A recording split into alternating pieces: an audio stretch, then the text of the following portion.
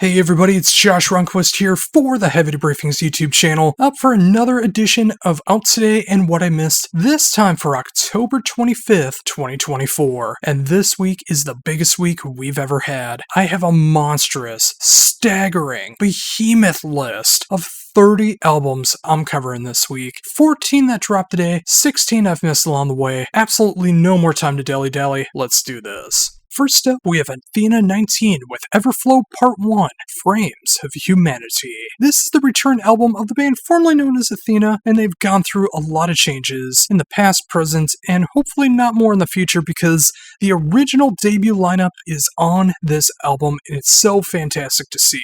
This is a band that always pushed the boundaries of what progressive power and melodic metal is always about. Fabio Leone is doing some incredible work on this album, and it's so great hearing him do this style again.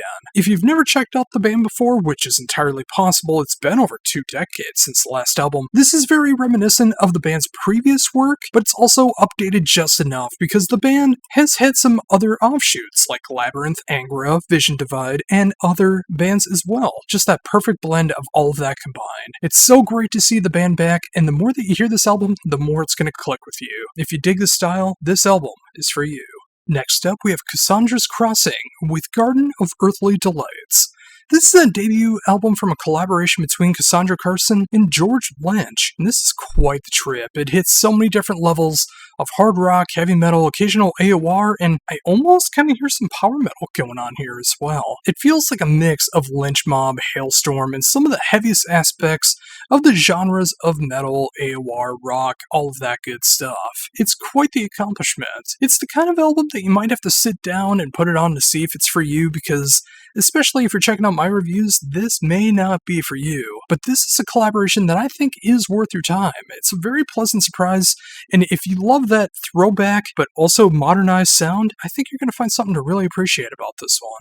Coming up next is Graia with Coma. This is the 4th album from this Portuguese black gaze post-black band, and it's easily the most emotionally driven and best album that they've done so far. It has their best production, their best songwriting. It's the perfect display of what post-black really can be. They aren't nearly as black metal on this album. There's a lot more dynamics going on, but when the black metal does hit, it strikes so hard. But when they get emotional, it will tear you up inside.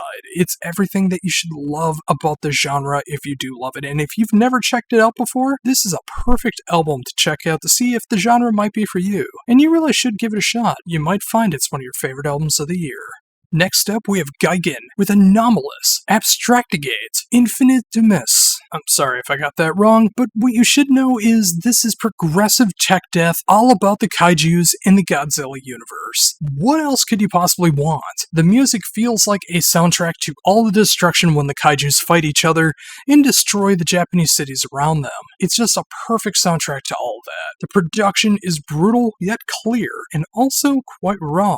The songwriting is so chaotic, but it has a purpose. The band isn't reinventing the wheel at this point because they've been doing this for 18 years and they know exactly what they're going for. But in the world of kaiju metal, this is some of the best stuff that's out there. And I'm glad to see that this isn't the only kaiju album in 2024 in this style as well. But seriously, if you've never checked out Gyan before, you really need to give him a chance. Next up, we have Halron with Anatomy of Darkness.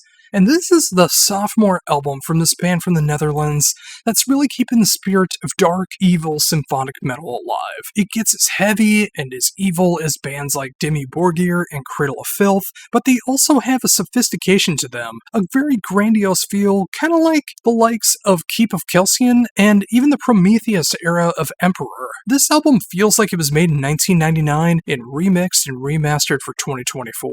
This is meant for everyone who loves this genre. This is an authentic symphonic black metal album through and through. And if that's what you're looking for, not many people have topped something like this in 2024. You need to give it a shot. Up next, we have Yolon with Kinship. Let me get this out of the way now. This is an album of the year contender. Yolon in just 2 albums have crafted their sound to be the perfect blend of everything that I love. It's melodic death metal, it's progressive metal, it's epic heavy metal, it's folk, it's acoustic, It's some of the most prestigious clean vocals I've ever heard in an album, possibly ever. This is how you take your influences and create one of the most beautiful, cathartic, and emotionally driven albums of the year. Every track is a must listen, every note is meant to be there, there is no lulls, it's all killer, no filler. Everything about this album is for me. And even if this isn't your bag, and I can understand why, I still think it's worth a shot because you just might be won over by this. Seriously, this is absolute, unadulterated perfection. Up next is Kings of Mercia with Battle Scars. This is a sophomore album from the collaboration of Jim Matthias and Steve Overland, and it's pure, unadulterated AOR. If you love that late 70s to early 90s AOR sound, this is the album for you. Matthias has written some of the catchiest riffs he's ever written. The vocal lines from Overland is just the perfect sing-along style. Every track is just oozing of that throwback style while still feeling updated just enough. While I do enjoy their debut album, this takes everything from that album and refines it to its absolute core. No frills, no filler, just absolute perfect melodic hard rock and AOR. If you're looking for that, this album more than delivers. Next up, we have Loud Blast with Altering Fates and Destinies. Despite their debut album coming out in 1989, this is actually my first foray into Loud Blast, and I love what I'm hearing, and I'm kicking myself for not listening to him sooner. It's just death metal enough, but it has that memorable riffs and melodic moments that I love so much about old school death metal, just like where they grew up. You can hear how bands like Bloodbath and Cataclysm were really influenced by a band like this, and it's so great to see them doing that in 2024. The new album is clear and polished, but still sounds like old school death metal. The vocals are that right kind of death metal where the lyrics are intelligible, which is always a plus. And plus, it has that classic style of melodic driven death metal, especially like a band like Death. If you're like me and totally missed out the boat, get on the boat now and check out what Loud Blast has always been about. And also go back and check out their best discography. I know I'm gonna be. Up next is Low Flying Hawks with Make Believe. This is the fourth album from this Texas duo, and another album I'm just discovering this week, and I'm absolutely floored. A perfect blend of sludge, doom, post-metal, and the occasional experimental moments, and of course some great vocal clips going on as well. It also helps that even though they do the singing and guitars and the occasional keyboard work, they got the likes of Trevor Dunn and Dale Crover to be able to cover the rhythm section to make this just that much heavier and so much more dense. It's catchy, it's replayable. Even if you don't normally enjoy this style, there's something to really appreciate here. Go into this album with no preconceived notions and enjoy it for what it is. You may be shocked by how won over you are by the end. This is one of the best albums of the genre in 2024. Next up, we have Mindless Center with Metal Merchants.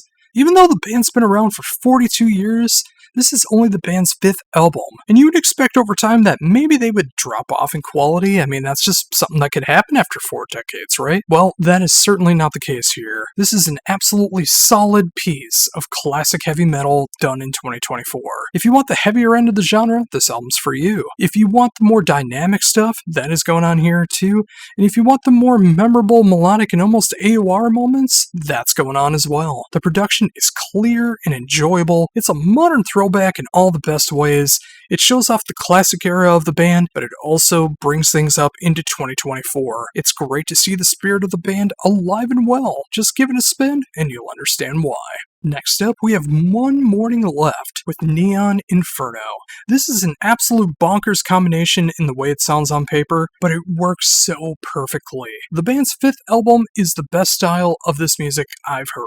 It's classic heavy metal, it's second wave metalcore, it's synthwave, it's video game chiptune metal, and it's all fused together to create something that's endlessly addicting. It feels like you're back being a little kid playing your favorite classic video games, and it's all brought to life, and the music is just blasting in the background. In 2024, who doesn't want to have that feeling of nostalgia in their lives? Of course, the balance of classic and modern is here too. It never gets too classic, it never gets too metalcore, but it does have that video game 80s synthwave feel all the way through. All the sides of this band are so enjoyable, and it works together seamlessly. If you enjoy classic video games aesthetic, you need to give this album a shot. And I mean, right now. Next up, we have Poltergeist with their debut album, Knocked Music. This is the perfect Halloween album. It is goth, it is post-punk, the occasional heavy metal, but not too heavy metal, but it just feels dark, depressing, a little bit evil, maybe a little horror, but it's everything that this genre is all about. The production really makes it feel like this album came out in 1987 and it was unearthed in 2024. I really can't sell things better than that. If you dig these genres, you want to hear them together in the best combination possible, you have to get this one. These guys are going to blow up huge, and it's understandable why they're opening for Unto Others on Halloween. Seriously, get in the boat right now. Next up is a name that I hope I get right, Shamash, with the Melodor Chants, Old Ocean. This is the band's 5th album, and there's going to be a lot of 5th albums that I'm talking about this week. This time, it's by the Legends of Evangard black metal, and this is, oddly, their catchiest album to date. It's an odd thing to say, but it just might be true. They found a way to be left of center and write riffs that will catch everyone's attention no matter the genre of heavy music you enjoy. Add their dark, sinister tone to all of it, and you got one of the best albums of avant-garde black metal in 2024. Obviously, this is for fans of bands like Deathspell Omega and Orasani Pazuzu, but just a little more cultish. This has been a great year for the strange takes on extreme music, and this is no exception. Hey, maybe you should put this album on when kids are trick-or-treating. You're either going to convert them, or you're going to make them scream bloody murder. Try it, see what happens. And finally, for brand new music out today, it is The Spirit with Songs Against Humanity. We have the latest album from this band, and they've always walked the line between black and death metal and post-black, but now it just feels like the perfect harmony of both of those genres. Don't get me wrong, they haven't gone all Harakiri for the Sky or anything like that, but it's a nice change of pace to focus a little bit more on the black gaze and post-black sound instead of just the black and death that they have been known for. It's what you've loved about the band since 2017, but just a little more updated and easily one of the best produced albums of the genre in 2024. It's a killer combination and they make it work perfectly. Pick this one up if you want to hear that combination and enjoy.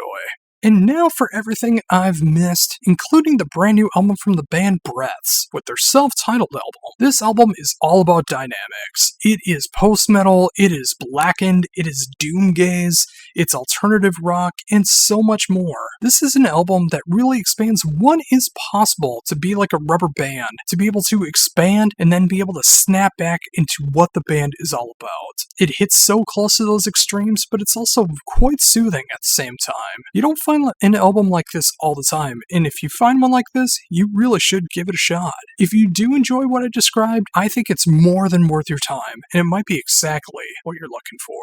Next up, we have Cursed Cemetery with Magma Transmigration, and this is a brand new discovery to me despite the fact that the band has been around since 1997 and their debut album came out in 2008, and they've been drudging along ever since. And I'm so glad I found them because this is an album that feels like it was made for me. It's an unholy mix of bands like Typo Negative, Triptychon, Mournful Congregation, and just the right amount of a band like Blutas Nord. It gets blackened, it's very doomy, almost hits funeral doom, and just that right amount of avant-garde. It's dark, brooding, and it feels like the soundtrack you'll hear as you're being lowered into your grave. And wouldn't you know it, it's the feel-good hit of the summer, isn't it? Even though we're just about in the Halloween. But seriously, if you've never heard this band before, and this sounds intriguing to you at all, seriously, this is one you need to check out. Next up, we have DGM with Endless. And it almost feels like this band is endless, as this is their 12th album, and it's some of the best progressive power metal that you're going to hear in 2024. It feels like a welcoming blanket if you're into the prog power scene. It soothes you, it's catchy, it's memorable, the vocals are strong as ever, it makes you just feel like you're at home when you listen to it. Of course, so much has changed within the band since the beginning, from the full lineup to the sound to the world around us, but when you hear an album like this and you love the genre, it just feels so comforting in its familiarity, and sometimes that's exactly what you need. This is seriously some of the band's best work to date, and it's great to have them around still after all this time. If you are a prog power fan, this is an album you need to spin and enjoy. Next up is a band name that I'm absolutely gonna butcher, Doheims Guard with Omniverse Consciousness. And wouldn't you know it, when you change those letters around, you get Doheims Guard. The experimental Norwegian black metal band has created a side project that reminds you so much of what the main band is all about, but with one huge difference. It is that experimental avant-garde black metal that you love so very much from this band, but it's filled with synth horror. It feels like 60s through the 80s synth horror soundtracks mixed in with that Norwegian black metal avant-garde sound that they've perfected. This feels like the soundtrack to a retro-inspired Neon or A24 horror film that's yet to be released, and I'm very curious to check that out. If you want to take a trip on the synth wild side, or you're just the adventurous type, I implore you to check this one out. Others might not get it, you might love it, but it's all in the ears of the beholder. You'll never know unless you try it. Next up, we have Embraced My Ruin with Kamaraton. This has been one of the best years for funeral doom metal, and it's all started to come out within the last several weeks and months, and wouldn't you know it, I found another one here. This is a debut release from this Italian funeral doom band, and it reeks of inspiration from the bands like Shape of Despair, Mournful Congregation. I even hear some Draconian in here as well when it gets a little bit gothic, but it's all done with such an authenticity that can't possibly be faked. Of course, this won't be for everyone. Funeral doom is one of the hardest genres to get into. It's slow, brooding, dreadful, and full of remorse, and it's so perfect for this time of year. But this is one for the true and cult funeral doom fans. It might be going under the radar right now, but let's change that. This is one of the best slabs of funeral doom this year, and it's quite a tearjerker in all the best ways. Up next is the brand new double album from Frost with Life in the Wires. This is the band's 5th album, and it's so great to see them doing a double album here. Over an hour and 25 minutes of prog, and it's exactly the kind of prog that you want. It gets just heavy enough, it gets just proggy enough, it gets just poppy enough, just experimental enough, and it just has a great thematic feel behind it that if you love that classic era of progressive rock, if you're a big Spock's Beard fan, if you just love the 60s, 70s, 80s progressive rock, you're going to find something to really appreciate here, and of course it does have those modern touches. It's the kind of album where you can sit down, relax, and enjoy, and just maybe put a smile on your face when you listen to this. Maybe don't listen to the lyrics if you want to keep that smile on your face. It's quite dark, but hey, I expect nothing less. Frost put out one of the best prog rock albums of 2024. Next up, we have Grand Magus with Sunraven. The band has returned with their 10th album in 23 years, and it feels like they've never lost a step. It's super catchy in the midst of all the dark, heavy riffing. It's that perfect combination of heavy metal and doom metal. If you're not familiar, imagine a great mix of Candlemass, Spiritual Beggars, Gates of Slumber, and Clutch, and you get Grand Magus. This is filled to the brim with the classic era songs, just updated enough. It feels like any of these songs would go over great in a live setting. You can imagine them playing shows with Opeth, Clutch, or Candlemass, and it would all make sense. Again, it's great to see the band in top form in 2024 writing such killer music. This is completely and utterly a solid album. Next, we have Harsh Realm with Death Carries On. Another debut album, this time some American 90s influenced death doom.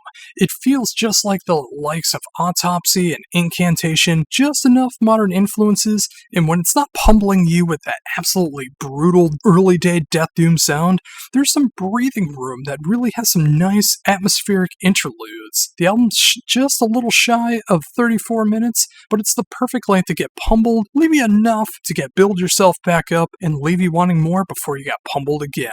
The band is starting to garner more and more attention on this one, and it's a great thing to see American death doom rising to the top again. It always needs more love, and if you love that classic sound of the first wave death doom, this is a band you need in your collection. Raw, primal, and possibly just what you're looking for.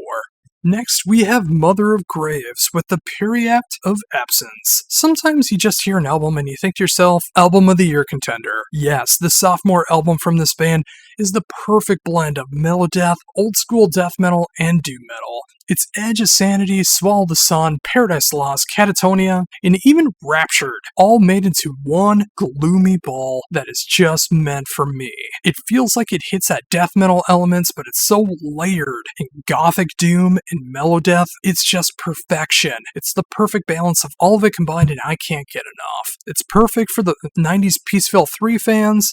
It's perfect for modern day death doom. This is gothic doom done to its best. Everything that you want in this style is here. You're going to fall in love with this one if you love these styles. Trust me, you need this one, and only one listen will show you why. Next, we have Never Obey Again with their sophomore album, Trust. This Italian outfit made a very diverse debut album, but they figured out how to make the catchiest, most mainstream sounding albums of 2024. They refined their sound to the most core elements of what they can do. It feels like modern metalcore and alternative rock, and a little bit of dance and industrial thrown in for good measure. They know how to hit the heavier side, they know how to hit the mainstream ballad side. This feels like the kind of stuff that should be on Top 40 radio. And I honestly feel like this is the kind of good gateway album for someone who enjoys more the poppy side of music to get into metal. And if you're a diehard metal fan, maybe you can listen to this and see what's going on in the Top 40 world, and maybe you can have an appreciation for that as well. That's Trust from beginning to end, and if you like what this could all be about, you should give this one a spin. Up next is Oranzi Pazuzu with Montala. Of course I butchered that, how could I not? This is one of the best avant-garde experimental albums of 2024, and it's the catchiest album Orsani Pazuzu has ever put out. It still has that black metal sound that you expect from them, it still has that experimental psychedelic sound that you're expecting from them, but they go into a little more mainstream direction. There's like some trip-hop beats going on here, some more dance industrial moments going on as well. Especially the rhythm section is a lot more subdued, which makes everything else be able to go experimental, and the oddball moments that you have always expected from the band. This is an album that doesn't rest on its laurels. Every time that you think you got the hang of it, it'll turn on you, keeping it fresh and interesting. If you want a true avant-garde metal album in 2024, Oranzi Pazuzu knocked it out of the park once again. Next up is Radioactive with Reset.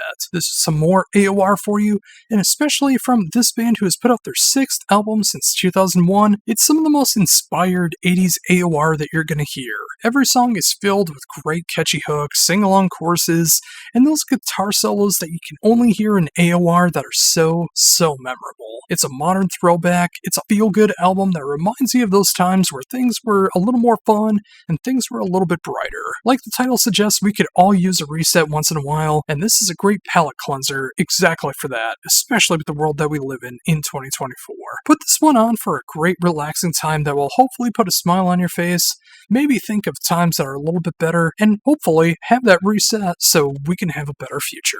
Next up, we have Vank with 4.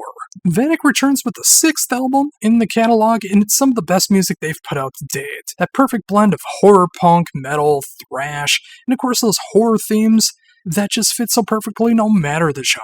It's fun, it's fast, it's intense, it's not meant to be serious music, it's very tongue-in-cheek and cheesy horror-filled, but that's what makes it so enjoyable. It can get dark and heavy and evil, but it's done in just the right way. It's not reinventing the wheel by any means, but it doesn't need to. It just simply needs to be solid from start to finish, and that is exactly what this is. It is a blood-soaked thrill ride in that grindhouse feel, and it leaves you wanting more. What else could you possibly need? Next up, we have one of the softest albums I'll be covering all year. This is Whispering Void with their debut album, At the Sound of the Heart. This is not something I would have expected. Featuring members of Gorgoroth, Trelldom, Wardruna, and Enslaved. They have created some atmospheric folk that goes from sounding like war chants, very tribal, Nordic folk, and do I hear some American country in there too? Well, I at least hear the slide guitar. This is one of the lightest albums I've checked out this year, and especially from the people involved, I never would have dreamed of an album like this, but it's one of the most striking musical experiences I've heard all year. It's emotionally driven, stellar production, and everyone from the main lineup to all the guests involved are doing incredible work. It's something that you must hear to believe. It's one of the most out there albums of the year, but once you give it a shot, I don't think you'll be disappointed. Up now, we have Winding Road with Fill My Sails. The sophomore album from the Swedish AOR band is some of the best 80s inspired AOR I've heard in quite some time. It's so catchy, so memorable, it hits all the right notes of what I'm looking for in this style, such a great authenticity behind it, and again, it really focuses on the 80s inspired AOR, so there's synths aplenty. You're never gonna get a monumental reinvention of the sound in this style, because there's really no need for it. You just need to be familiar, catchy, and solid. Winding Road more than accomplishes that. It's a fun listen from start to finish, and it reminds you why the genre's been around for 40 or 50 years depending on how you look at it. That's all I need. How about you? And finally today we end things with 1349 with The Wolf and the King. The band's 8th album in 20 years from this Norwegian satanic black metal band is everything that you expect from the band, and I can't believe that I missed out on this album. I completely did not even know they had a new one coming out, and I'm so thankful I found it now, because it just captures everything I've loved about the band over the years, but just done in 2024. And of course, one of the best producers out there, and one of the best unsung producers out there, Jared Pritchard, really knows how to make 1349 sound dark, evil, satanic, and capture that live experience in the studio.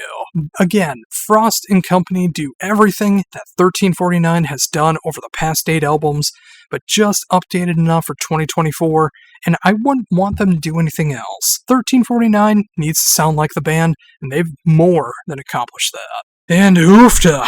That is all 30 albums that I've checked out in the past week for Out Today and What I Missed for October 25th, 2024. So you tell me, did I pick out some good albums? Did I pick out some bad albums? What did I leave out? I mean, I covered 30. There couldn't have been that much I've left out, but just in case there was, let me know in the comments down below. And of course, like, comment, share, subscribe, all of that stuff. We are almost at 1,300 subscribers on the channel. I thank you so very, very much for that. And make sure to tune in next week, where not only will I have the mega compilation of all 77 albums that I've reviewed in October 2024, we of course will be doing Out Today and What I Missed for November 1st, 2024.